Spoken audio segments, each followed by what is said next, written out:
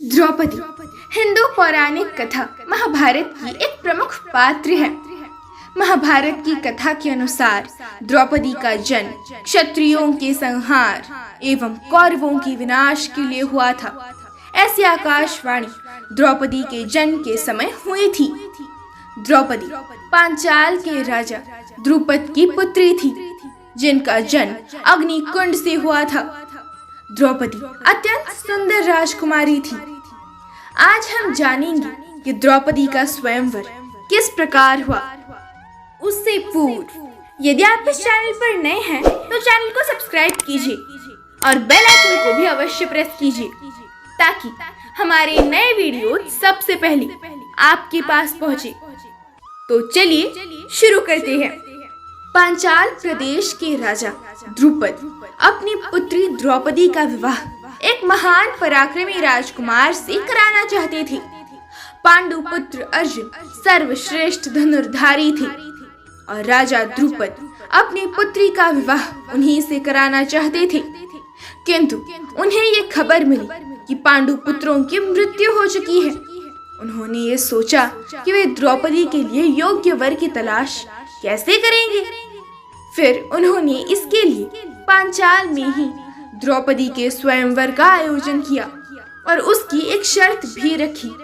सभा के केंद्र में एक खंबा खड़ा किया हुआ था, जिस पर एक गोल चक्र लगा हुआ था। उस गोल चक्र में एक लकड़ी की मछली फंसी हुई थी, जो कि तीव्र गति से घूम रही थी। उस खंबे के नीचे पानी से भरा हुआ पात्र रखा गया था। धनुष बाण की मदद से उस पानी से भरे पात्र में मछली का प्रतिबिंब देखकर उसकी आंख में निशाना लगाना था। उन्होंने कहा कि जो भी राजकुमार मछली पर सही निशाना लगाएगा उसका विवाह द्रौपदी के साथ होगा। राजा द्रुपद ने अपनी पुत्री के स्वयंवर के लिए सारी तैयारी कर रखी थी। उन्होंने देश के कई महान राजाओं और उनके राजकुमारों को आमंत्रित किया था। सभी स्वयंवर के लिए पांचाल की सभा में प्रवेश करते हैं। पांडव उस समय वन में ब्राह्मणों की भांति रहते थे। उनकी बढ़ी हुई दाढ़ी थी और वेश भी ब्राह्मणों का धारण किए हुए थे। द्रौपदी के स्वयंवर का समाचार जब पांडवों को मिला तब वे भी पांचाल की सभा में प्रवेश करते हैं। दुर्योधन, कर्ण और श्री कृष्ण भी स्वयंवर में प्रवेश करते हैं। द्रौपदी अपनी बहन के साथ सभा में प्रवेश करती है। वो अत्यंत सुंदर लग रही थी। राजभवन में उपस्थित सभी राजकुमार उनके सौंदर्य को देखकर अत्यंत प्रभावित हुए। सभी में इस प्रतियोगिता को जीतकर द्रौपदी से विवाह करने की इच्छा उत्पन्न हो गई। द्रौपदी को देखते ही सभी राजा उनसे विवाह करने की इच्छा से अपना अपना पराक्रम दिखाते हैं, परंतु इस अत्यंत ही कठिन प्रतियोगिता में वे सभी एक एक कर पराजित हो जाते हैं। कर्ण दुर्योधन के खास मित्र थे, इसीलिए वे दुर्योधन के साथ द्रौपदी के स्वयंवर में शामिल हुए थे। वे भी अपने पराक्रम को दिखाने के लिए सामने आते हैं। वो निशाना लगाने वाले ही होते हैं। इतने में द्रौपदी उन्हें रोकते हुए कहती है, ठहरो, मैं एक सूत पुत्र से विवाह नहीं करूंगी। कर्ण को अपना यह अपमान सहन नहीं हुआ और वे इस कारण स्वयंवर छोड़कर चले गए। देखते ही देखते बहुत से राजा पराजित हो गए। ये देखकर राजा द्रुपद अत्यंत दुखी हुए और उन्होंने कहा कि मेरी पुत्री से विवाह करने योग्य कोई भी पराक्रमी पुरुष यहाँ उपस्थित नहीं है। तभी अर्जुन ब्राह्मण के वेश में उस प्रतियोगिता में पहुंचे। कोई भी उन्हें पहचान नहीं पाया। वहां उपस्थित सभी राजकुमार इस बात का विरोध करते हैं कि एक ब्राह्मण इस प्रतियोगिता का हिस्सा कैसे बन सकता है, परंतु उस ब्राह्मण के आत्मविश्वास को देखते हुए किसी ने भी कुछ कहने की हिम्मत नहीं की।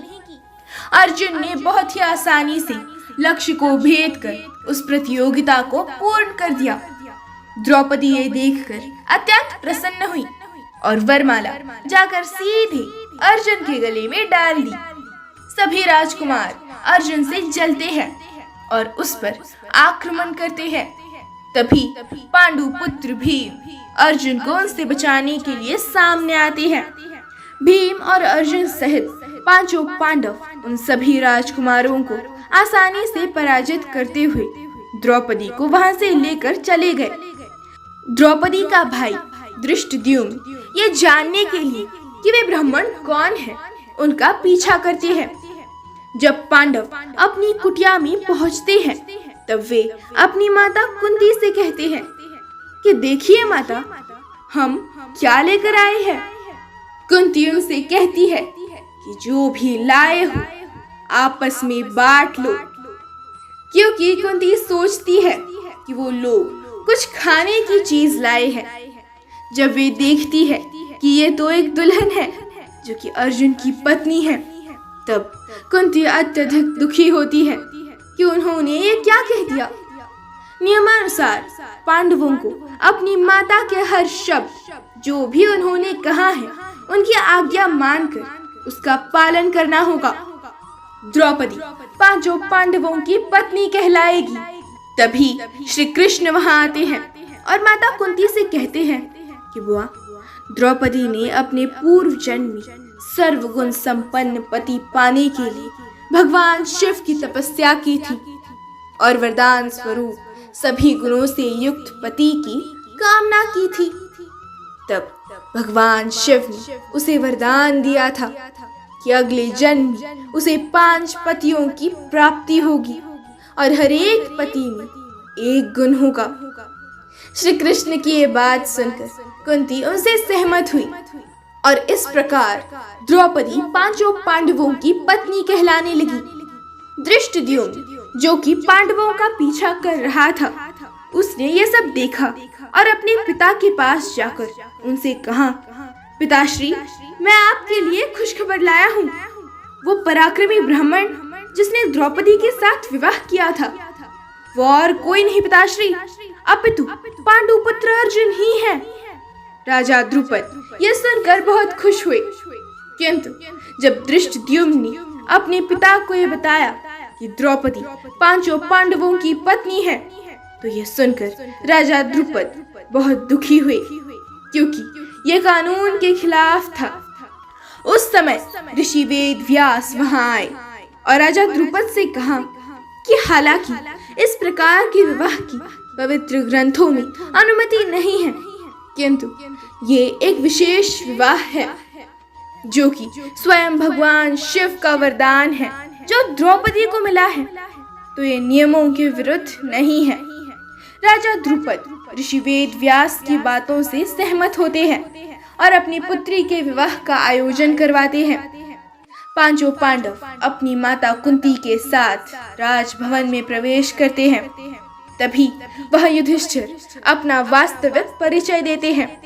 इस बात से राजा द्रुपद अत्यंत प्रसन्न होते हैं, क्योंकि वे अपनी पुत्री द्रौपदी का विवाह अर्जुन के साथ ही करना चाहते थे और वही हुआ। फिर द्रौपदी का पांचों पांडवों के साथ विवाह संपन्न हुआ और वे सभी माता कुंती के साथ हस्तिनापुर पहुंच गए। पांडवों के जीवित होने की सूचना जब हस्तिनापुर में सभी को मिली तो सभी अत्यंत प्रसन्न हुए। इस प्रकार द्रौपदी का स्वयंवर संपन्न हुआ और वो एक नहीं 5 पतियों की पत्नी बनी। जय श्री कृष्ण।